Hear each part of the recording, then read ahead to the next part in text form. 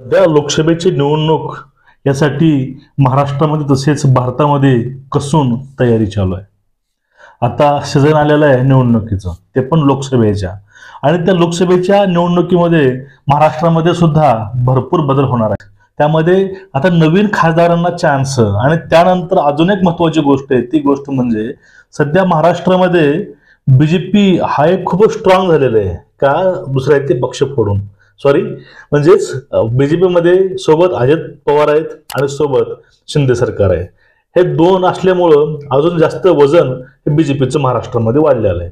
आणि अशा वेळेसच लोकसभेसाठी मोदी फॅक्टर अवलंबून, ज्याप्रमाणे बघा सध्या काही दिवसापूर्वी जे इलेक्शन बाहेर झाले, त्या ठिकाणी काय झालं होतं, फक्त मोदी फॅक्टर चालला होता, आणि तो फॅक्टर महाराष्ट्रामध्ये चालवायचा प्रयत्न हे गुजरात लॉबी करेल।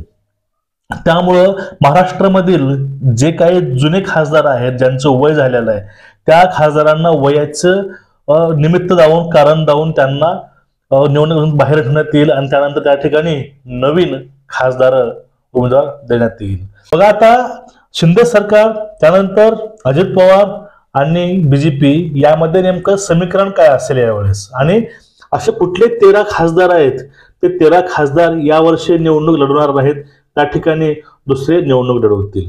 फक्त आपण एक चर्चा व्हिडिओतनं पाहूया। आता यामध्ये पहिलं नाव आहे, आघाडीचं नाव आहे, ते म्हणजे नितीन गडकरी। बीजेपी मधला सर्वात विश्वासू आणि सर्व पक्षांच्या आणि सर्व लोकांच्या तोंडामधील एक शब्द म्हणजे नितीन गडकरी।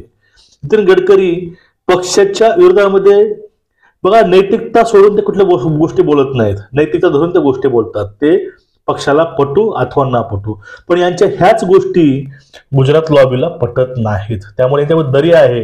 राजनाथ सिंग गडकरी हे पूर्ण अटल बिहारी वाजपेयींचे अनुयायी आहेत, आणि याला ऑपोजिट गुजरात लॉबी आहे, ते ह्या इलेक्शन पासून यांना दूर ठेवायचा प्रयत्न करेल, आणि गडकरींना महाराष्ट्रामध्ये पाठवतील, नाहीतरी आरोग्याचं कारण दाखवून त्यांना परत घरी बसवतील। याविषयी निर्णय काय आहे ते आपल्याला लवकर समजून येईल। आणि त्या ठिकाणी देवेंद्र फडणवीस ते नागपूरमधून यावेळेस लोकसभेकरता निवडणूक लढवू शकतात गडकरीच्या जागेमध्ये। बघा पुढलं नाव आहे रक्षा खडसे। रायवेरमधून रक्षा खडसे आल्या होत्या, त्यांना सुद्धा यातून बाहेर ठेवून या ठिकाणी गिरीश महाजनाला चान्स मिळू शकतो। बघा पुढलं नाव आहे, ते नाव म्हणजे सिद्धेश्वर स्वामी, सोलापूर मधील खासदार आहेत। यांचं कामाची उदासीनता पाहून या ठिकाणी सुद्धा रिप्लेसमेंट होऊन सातपुते हे या ठिकाणी खासदारकीला उभा राहू शकतात। प्रतापराव चिखलीकर नांदेडचे, प्रतापराव पाटील चिखलीकर नांदेडचे खासदार, अतिशय डॅशिंग व्यक्तिमत्व आहे, काम चांगलं आहे, सर्व चांगलं आहे, पण गोष्ट काय आहे, या फोडाफोडीच्या राजकारणामध्ये गोष्ट होईल ज्यावेळेस एखादा तिथला चर्चा चालू आहे, ज्यावेळेस काँग्रेसचा नेता मोठा नांदेडचा तो जर बीजेपी मध्ये जाईल, त्यावेळेस ते सीट त्यांना दिलं जाऊ शकतं। पर्यायी त्या ठिकाणी लोकसभेपासून चिखलीकरला सुद्धा बाहेर राहायची वेळ येऊ शकते। पूनम महाजन म्हणजे प्रमोद महाजनांची मुलगी, ते नॉर्थ सेंटरला होती, पण त्यांच्या ठिकाणी माधुरी दीक्षितचं नाव चर्चेमध्ये सध्या आहे, कारण माधुरी दीक्षितचं आणि बीजेपीचं नातं नेहमी चांगलं असलेलं आहे। मागच्या वेळेस पण ह्या चर्चा होत्या की माधुरी दीक्षित इलेक्शन लढवेल, आता त्या चर्चा यावर सुद्धा चालू आहेत की माधुरी दीक्षित पूनम महाजनच्या जागेमधून खासदारकीची निवडणूक लढवतील। हे होते काय होणारे बदल मुख्यतः। आणि बघा आता बाकीचे जे आपले खासदार आहेत रिप्लेसमेंटचे, ते वय फॅक्टर दाखवून बीजेपी नेहमी म्हणत असते की आम्ही जास्त ज्यांचं वय झाले त्यांना बाहेर ठेवून नवीन चेहऱ्यांना संधी देत असतो। त्या फॅक्टरवर म्हणजे वयाच्या फॅक्टरवरती काही खासदार यावेळेस काढू शकतात। बघा पाहून घेऊया म्हणजे खासदार कोण आहेत। रावसाहेब दानवे हे बीजेपीचे महाराष्ट्रामध्ये प्रमुख नेतृत्व। रावसाहेब दानवेला सुद्धा यावेळेस वयाचं फॅक्टर दाखवून, वय जास्त दाखवून त्यांना सुद्धा यातून बाहेर ठेवलं जाऊ शकतं। पुढलं नाव आहे सुभाष भामरे, त्यानंतर रामदास तडस वर्धेचे, त्यानंतर गोपाळ शेट्टी त्यानंतर संजय धोत्रे यांना वयाचं कारण दाखवून, वय फॅक्टर दाखवून यांना या इलेक्शन पासून दूर ठेवलं जाऊ शकतं. आणि या ठिकाणी पर्यायी शिंदे गटाचा किंवा अजित पवार गटांचे जे पॉवरफुल नेते आहेत त्यांना सुद्धा या ठिकाणी सीट मिळू शकतं. किंवा त्या ठिकाणी जे एखादे बीजेपीचे जे महाराष्ट्रामधील काही मंत्री असतील किंवा आमदार असतील त्यांना पण चान्स हा लोकसभेसाठी मिळू शकतो या ठिकाणी. आणि त्यामध्ये अजून एक नाव येतं गिरीश बापटांचं.